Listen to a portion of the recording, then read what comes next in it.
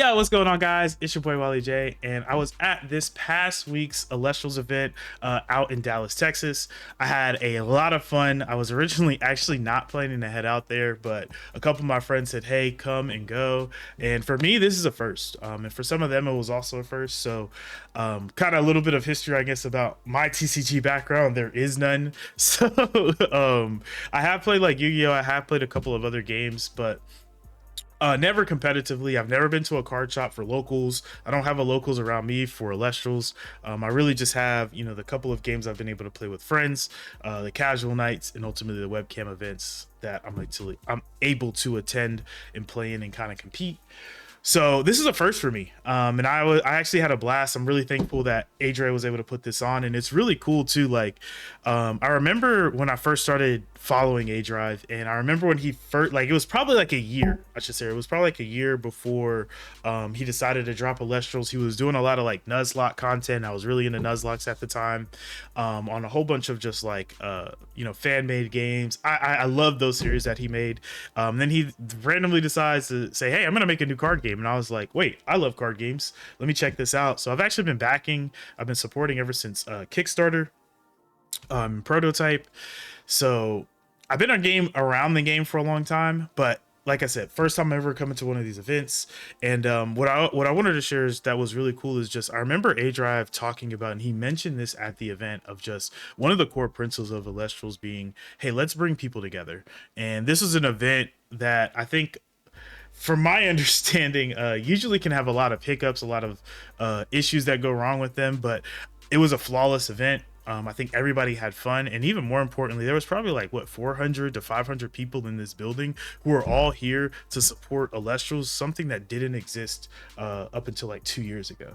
And it was just such a cool, number one, feeling, such a cool, like, I guess, thing to be a part of as well, for the first time. So obviously kudos to you, A Drive. I appreciate you. I don't know if you'll watch this video, but I appreciate the game that you've created. I appreciate the atmosphere that you've created, the community that you've begun to create around Elestrals, and I'm hoping to be a part of that. So next, I'll kind of talk about just my run at this 192 tournament, my kind of story coming into this. I thought it would be somewhat of a Cinderella story, if I'll be honest, where I was just hoping for it to be. Obviously, this being my first event, I'm pretty joyful and happy, a very positive individual. So no matter what, I think I'm going to come in and kill something, not in literally, right, but just compete at a high level. So I was really excited for this event, to say the least.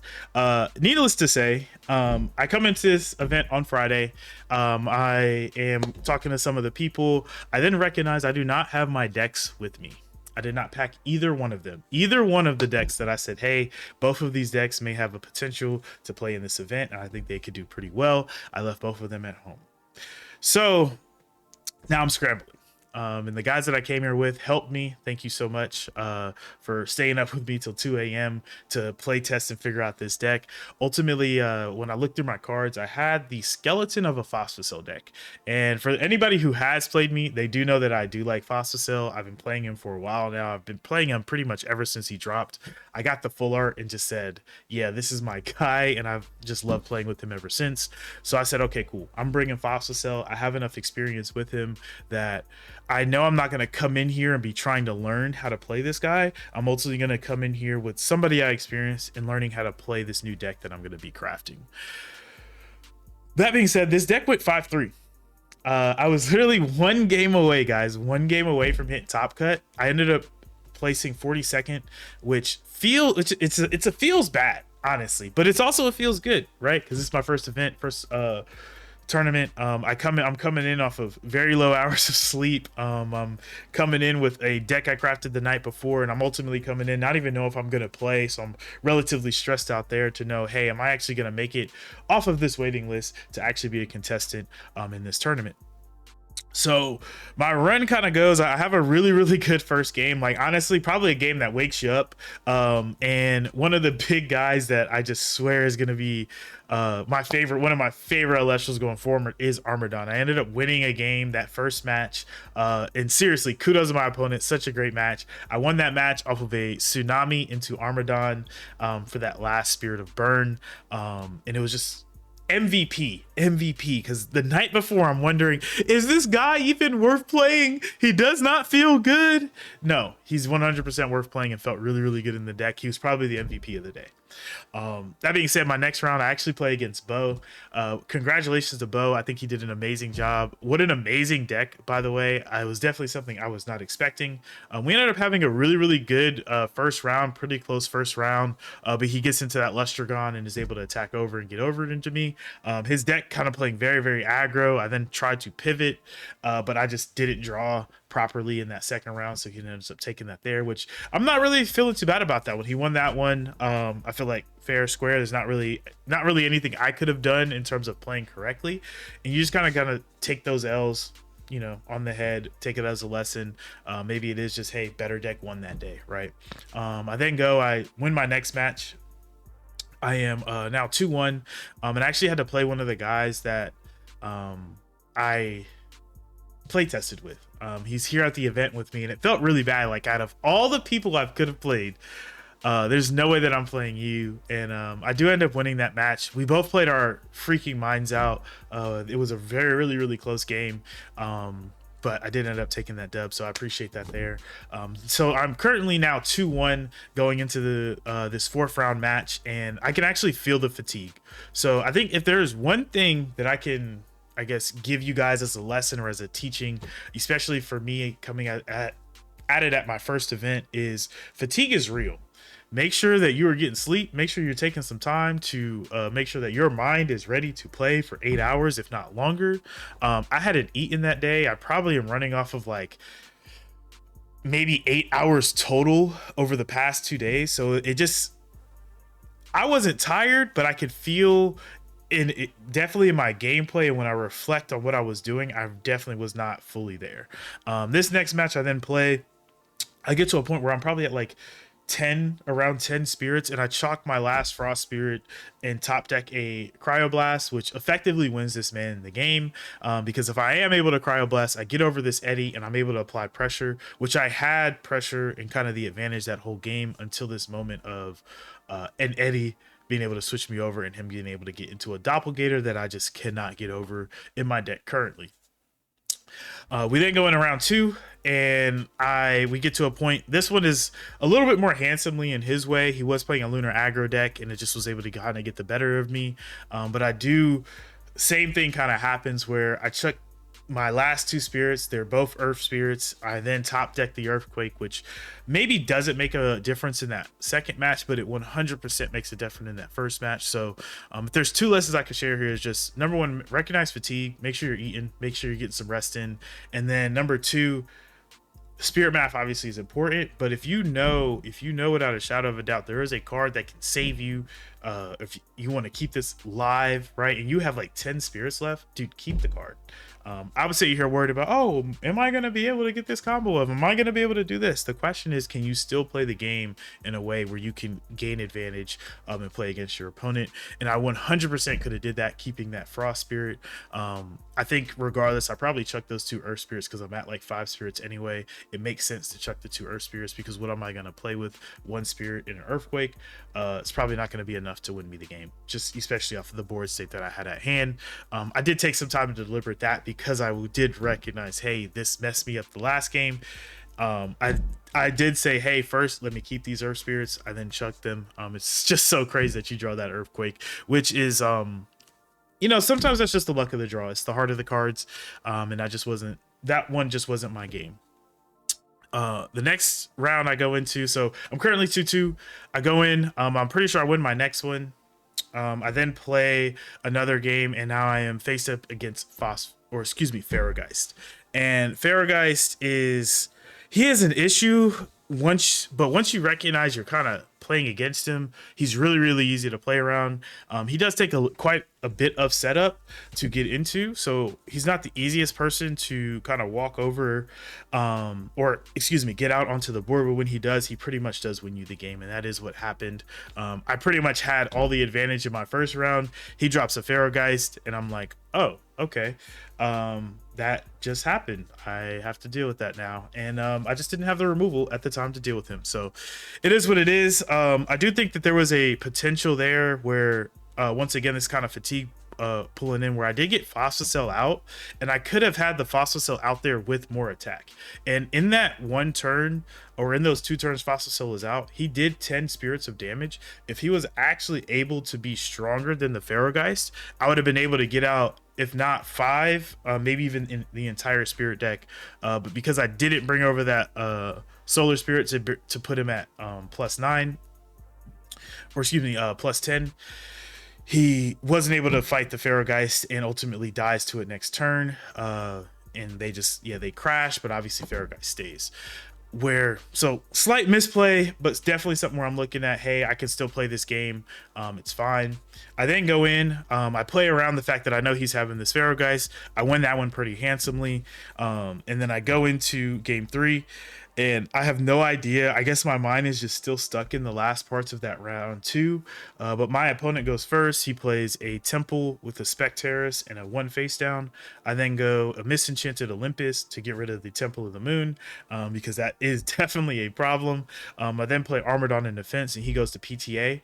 And I have no idea what possessed me to do this. It happened so fast. Like, when I tell you it wasn't even a thought, it was a reaction. I immediately reacted by saying, okay, cool, I'm going to take the spirit off of this, play Ambrosia, and I'm good. Why would I do that? I don't know. It probably is a great turn 5 turns later, but on the first turn, it's terrible because I don't have 3 spirits to go and get. On top of that, I'm now allowing my opponent not to expend an extra spirit. So I effectively just went -4. So I'm already starting this game off -4. We do play through it. We get to a point where we're 7-7. So if I do just kind of the quick math, he should have been at 6. I probably shouldn't have been at 9 or 10, depending on how I use that Ambrosia. And it makes all the difference, seriously, because we get to a position where I can actually summon my Arcolith, but because I don't have 2 Thunder Spirits, I now can't summon my Arcolith, and that would have been the deciding factor because there was no back row on his end. He has 5 spirits left. I'm able to attack in for 3, unless he could have Earthquake, but then he has no more spirits. I just need to work on the cards that he has on field, and effectively win the game.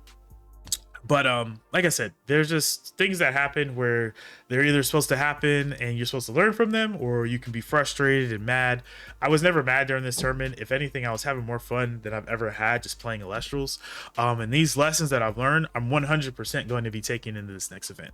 I pretty much had 2 losses where if I played them a little bit differently, I probably could have won. That second one, I'll let him take that one, but the third one I most definitely could have won and been at a 6-2 record, and definitely been in that top 32, which would have at least cemented me and had me feel a little bit better about how I was able to play. But ultimately, I recognized my mistakes.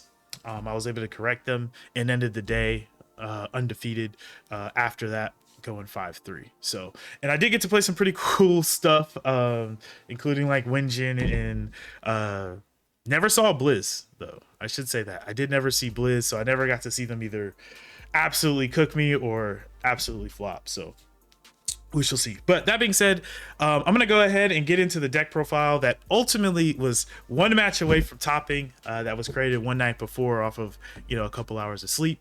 So hopefully you guys enjoy. If you guys do like this video, definitely leave a like, comment, and subscribe. Let me know if you were at the event. What deck did you run? If you didn't run a deck, who did you expect to win? And how excited were you when you saw Bo won? Okay, so on to the deck profile. Obviously, we are running a Larva Cell deck, or I guess you could say a Fossil Cell deck. So let's just go ahead and get into it. For the Fossil Cell package, I run 2 Larva Cell, 1 Anacell, 1 Fossil Cell. I have seen decks that try to run, 2 Anacell, 2 Fossil Cell. Way I see it is Fossil Cell is a really, really good way to end games. He's effectively your win condition. And if you draw 1, 2, or 3 pretty much at any time, because the whole goal of this deck is essentially be able to play through the game, get to a point where Fossil Cell makes sense to come out, deal really, really big damage, and go that way. 9 times out of 10, this is going to happen by ascending over a creature that we already have, whether it be Thunder or Solar Enchanted. There are some plays with Zeus and Mount Olympus, which is in our side deck, so ultimately lose the Larvacell's effect to maybe get it done first turn. So those options are there, but primarily I almost never look to go Fossil like in the first turn. It's just a little bit too expensive and more and a lot better for those situations where maybe there's one or two back row tops. I really say one tops, and you have the ability to kind of pop one, deal really big damage. Or even if they were like to PTA, they'll put them in a position where maybe they're at one or two spirits. So that. Next, for Thunder, we go 3 Astrabbit, pretty self-explanatory, and we go 1 Boombat, 1 Chick, and 1 Arcolith. I think it's pretty standard package, obviously, for a Thunder package. Obviously, our main guy is Larvacell into our Fossil combo. Astrabbit allows us to do that. Boombat is obviously our kind of really good removal in Thunder. I do only run 1, but I never ever had an issue with removal, especially throwing the Boombat in. Effectively, you have 3 removal in Earthquake, Laurels, and Boombat. So I felt pretty good running that. Then we obviously have a second Mon to kind of be able to come through and end games in Arcolith. And then Chick, obviously, to find our Divine.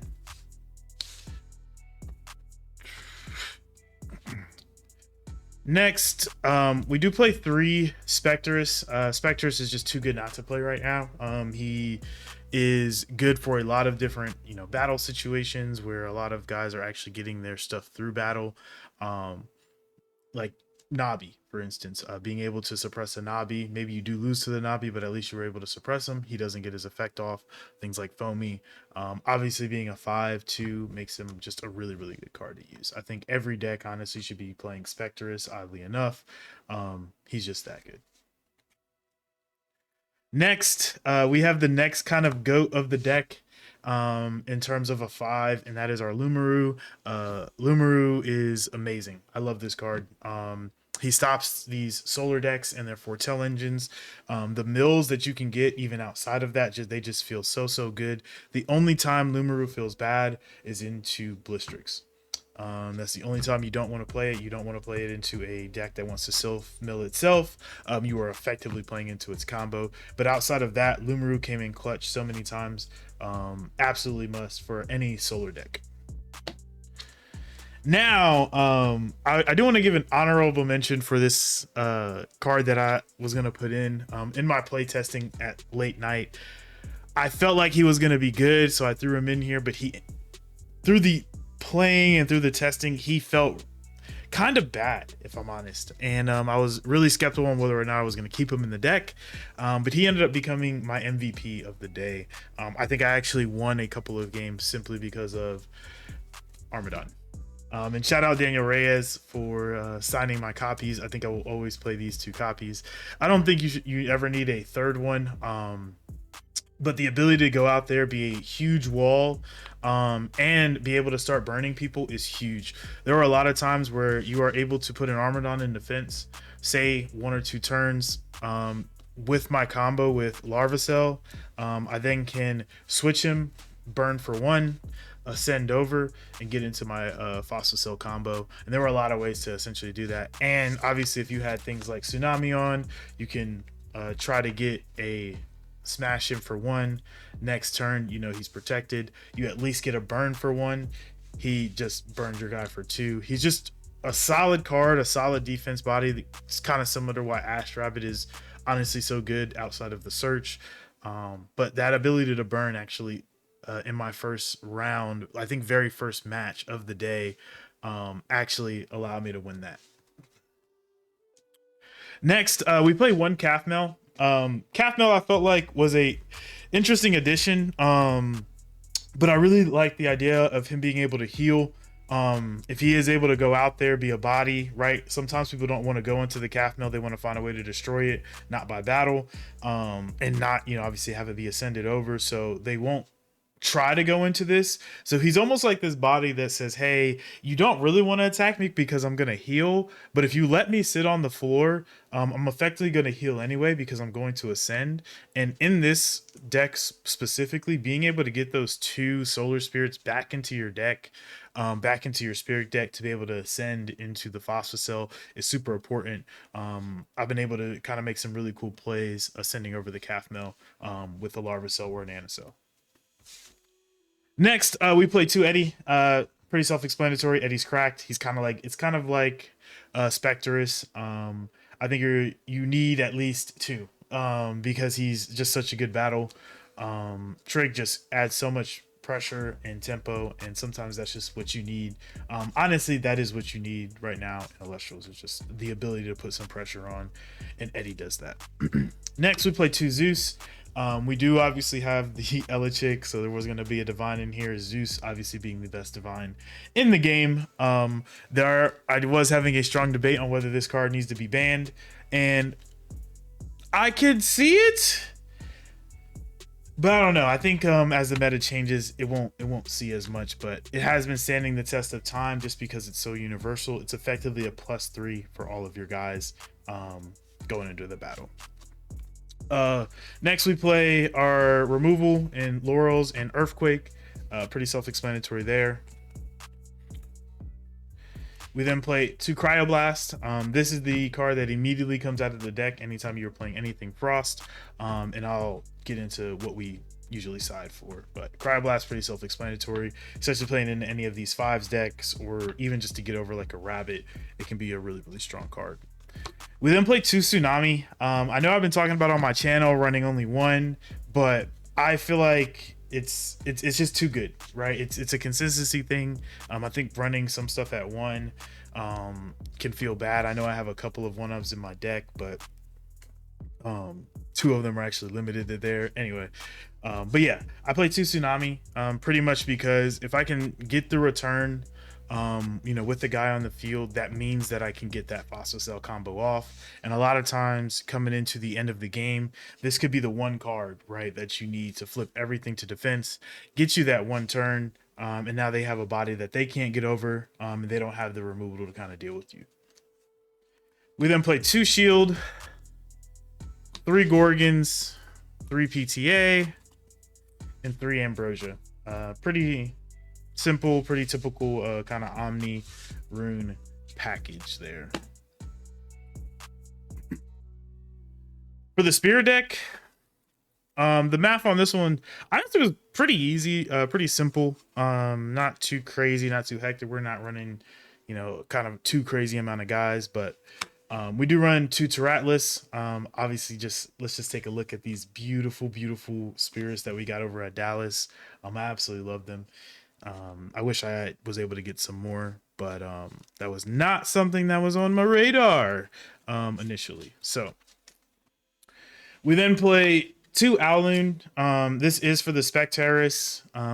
We also can use it for a couple of other options like Nabi, to be exact, to be able to not be affected by Nabi effect. You don't really see Dense Fog. That was another reason to use it, but it was primarily for Nabi and being able to have our Spectrus pretty much always online.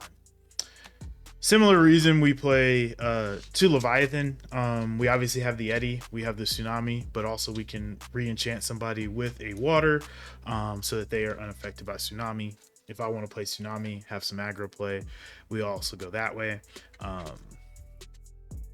Now, we play 2 Flurmine. Similar reason for playing 2 Owloon to Tsunami. Flurmine obviously activates our Cryoblast, so that can be good, but it also prevents us from being Cryoblasted, so sometimes we will go into the Flurmine. There are a couple of our guys that are susceptible to that. Honestly, a couple of our important guys like Lumaru who are pretty susceptible to that, and Lumaru being kind of one of our main guys to be able to go into one of these. A water Lumaru or frost Lumaru is very hard to deal with. Lumaru effect is kind of good. I shouldn't say kind of good. It is very good, but it's not something that is needed to win the game. Effectively, he can just be a 5/2 body and really get over some stuff. Next, we play 1, 2, 3, 4, 5, 6, 7 Thunder. I do have my Frosty Boys from Dallas, but I did not have enough, so that is why you see 2 Zaptor there. And then we do run 5 Luminape. Obviously, we need 2 to activate the Fossil Cell combo from Anacell. We need at least 1 to be on Anacell or the Larva Cell to activate effect. We kind of have 1 that is able to kind of float, and then really 1 and 1 for like Alumaru and other guys. But I felt like this spirit map was pretty good. Maybe you can take out maybe a Thunder for Illuminate, but ultimately I never really ran into issues with my Illuminapes and my Thunders. It was really just kind of getting into tight situations at the end game and using some of my spirits that would have been effective for some removal, such as Cryoblast, Earthquake, like I was mentioning, but that's just kind of the luck of the draw sometimes. Next, we'll get into the side deck here. Once again, I made this deck the night before, but I think the side deck actually came through in wonders. There's obviously a couple of items that we knew we were going to bring because of how the meta is going, but there were some kind of, I guess, tech options that I threw in here to kind of help out. So in terms of spirits, I run 1 Leviathan and 2 Alloon. You'll see why we run an additional Alloon here in a second, because we do lean into more of a lunar package if we need to go aggro. And most of you probably know what I mean now that I've said that. We play 2 Galaxy. Galaxy's just such a good card. Obviously, we all know Galaxy is a good card, but the fact that he can get over Doppelganger is huge. I think very, very massive to deal with the Nabi and that type of engine. Anytime anybody decides, hey, I'm gonna, negate this with a tsunami, not tsunami, or I'm gonna put a water to be unaffected by tsunami, he can get through. A lot of times this will happen on like Cryoverm plays, and Galaxy just walks over them. So just all in all, really good card. He also even stops Eddie. Eddie cannot get over Galaxy, so just a good card all around. I think he's a really good tech in for any deck. We play 2 Divine Blessing. We obviously play 2 guys that get extra spirits onto them, so we can prevent ourselves from getting blown up. But then we obviously have this for Blistrix, being able to stop those rise plays, as well as Water Reanimator, which I didn't really see too much of, and I actually didn't see Blistrix at all during the tournament. So this never really came into my deck, but if I ever did run into it, I would have definitely played the Divine Blessing. We played 2 Mount Olympus. Mount Olympus for anytime people are playing stadiums. It also can be good for us, because if we sub this in and we have Larva Cell, we effectively have Larva Cell combo online, and that's just really good. Obviously, we do also have some guys who may be a little bit smaller, or guys like Fossil Cell, who isn't the biggest 3-drop and can get really, really big. Fossil can get up to like 12, 13 with Mount Olympus, and what is it? Arcolith can get up as high as like 11 off of his summon. So next we play 2 Altar of Stars. Altar of Stars is immediately going to go in anytime we're playing a Frost deck for a Cryoblast. Altar of Stars can obviously play some other effects when we have Olympus or Zeus on the field to activate Woo's combo. Sorry, my deck's combo, right? Larva Cell combo. And obviously it just is another card, kind of like Tsunami, that's going to allow us to have a guy out on the field to allow for that Fossil Cell Ascension that next turn. Lastly, and this is the kind of the kind of spicy tech into this deck, because if we ever feel like Fossil Cell is not going to win us this game, if Fossil Cell is just kind of like a bad matchup into this, which there aren't really too many where that is the case. It's just that, like I said, he can get a little small. Also, Fossil Cell can kind of play a little slow. So, in that being said, I added in those 2 Lunar because if I ever do decide, I will go triple Nobby into the Doppelganger to put on heavy pressure. We don't really run into too many issues running this either, because we run the Lumarus and the Spectrus. So if we can get this guy out there with those two guys, and as well as Fossil Cell potentially because he is solar enchanted, we kind of have a really good board state.